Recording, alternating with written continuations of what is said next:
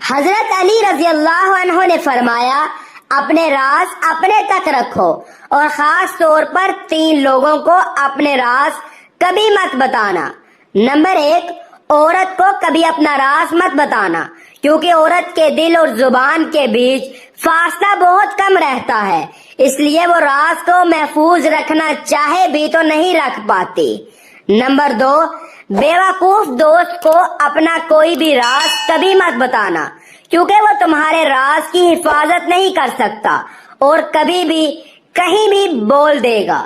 Number 3، کسی بھی جھوٹے انسان کو جو ہمیشہ جھوٹ کا سہارا لیتا ہو، ایسے شخص کو کبھی اپنا کوئی راز نہ بتانا، کیونکہ کہیں بھی بیٹھے گا تو دوست کے ساتھ تمہاری بھی غیبت کرے گا، جو تمہارے لیے رسوائی کا سبب بنے گا۔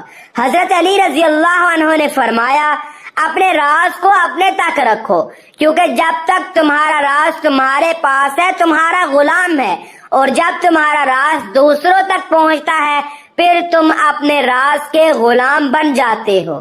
نیت کتنی بھی اچھی ہو، دنیا تم کو تمہارے دکھاوے سے جانتی ہے، اور دکھاوا کتنا ہی اچھا ہو، اللہ تعالیٰ تم کو تمہاری نیت سے جانتا ہے۔ اگر نیتوں کا اثر چہرے پر نظر آنے لگتا تو پھر ہمارے معاشرے میں ہر شخص نقاب کرنے پر مجبور ہوتا۔ اگر تم نماز نہیں پڑھتے تو اپنے گریبان میں جھانکو، پھر دیکھو کہاں غلطی ہوئی کہ اللہ آپ کو سجدے کی توفیق نہیں دے رہا۔